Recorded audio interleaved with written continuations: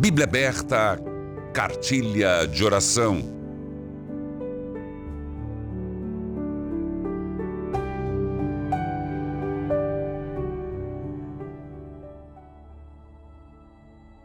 Paulo e Silas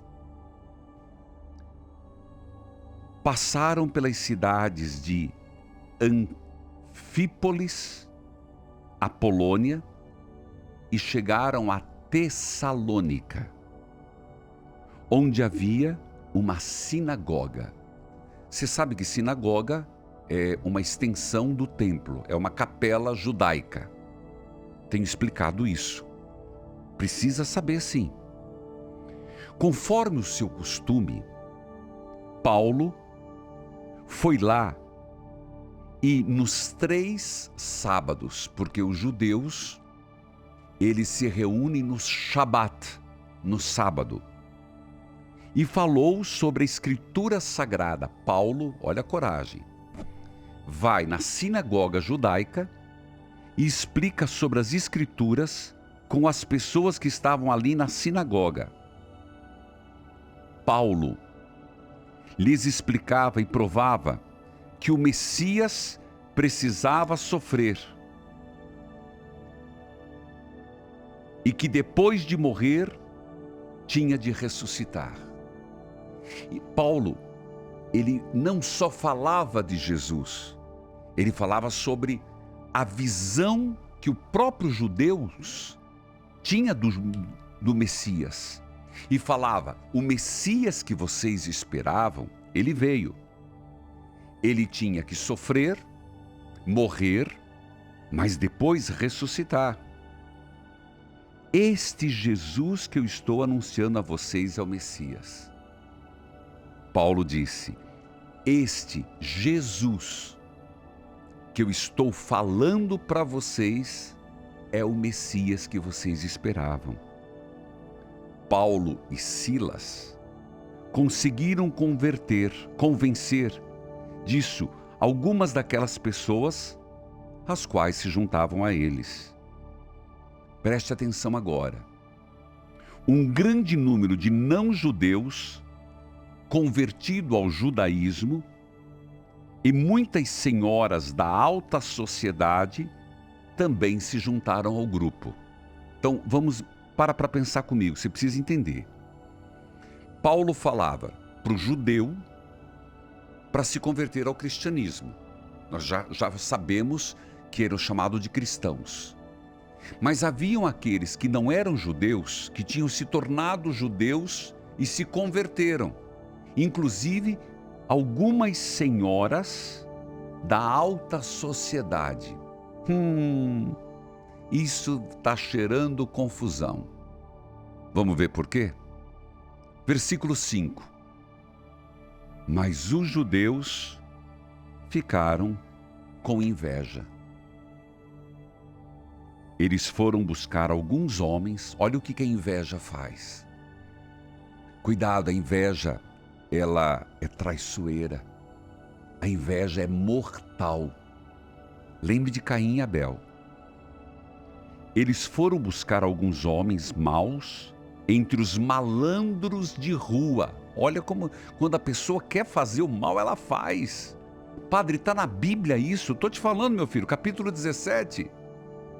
Os judeus foram pegar gente malandra das ruas e formaram um grupo de desordeiros.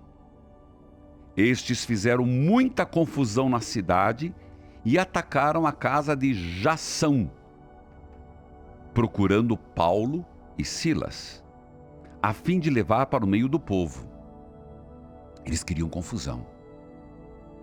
Mas como não encontraram, levaram à força o dono da casa, Jação, e alguns outros irmãos até a presença das autoridades da cidade, gritando. O que eles gritavam? Aqueles homens têm provocado desordem. Nada a ver. Provocado desordem? Eles estavam provocando desordem. Mas eles acusaram, motivo da inveja. Estão provocando desordem em todos os lugares. Agora chegaram até a nossa cidade e Jação os hospedou na casa dele.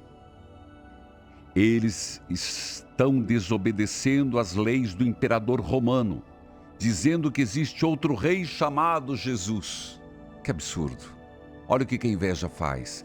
A inveja leva a mentira leva a desordem leva a confusão leva o mal.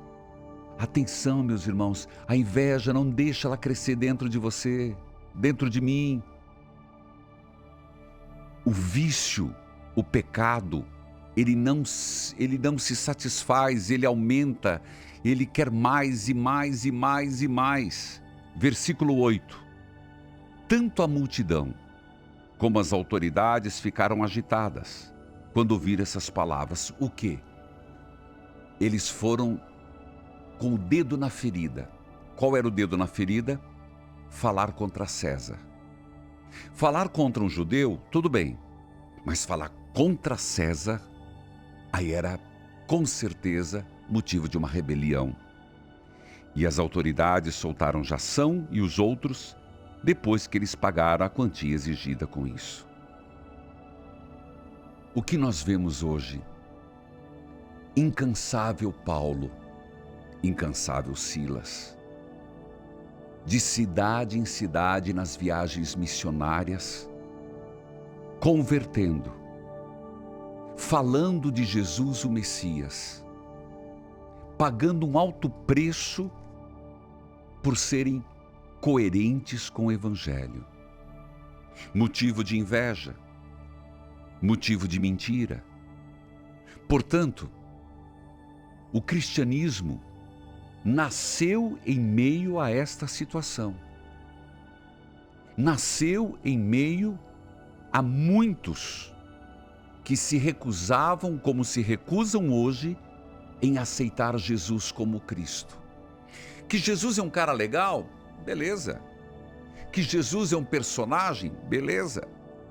Mas que Jesus é o Messias, o Salvador?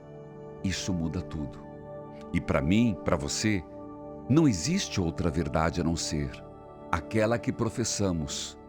Creio em Jesus Cristo, o Messias, o Filho do Deus vivo, que nasceu, padeceu sob o Pôncio Pilatos e ressuscitou ao terceiro dia. Esta é a verdade que professamos na fé. Fora disso, não é cristianismo. Amém.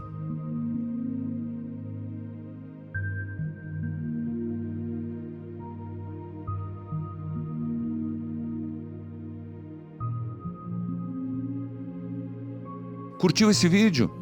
Então se inscreva no canal e envie para o seu amigo ou familiar que precisa de conselhos espirituais. Evangelizar é preciso.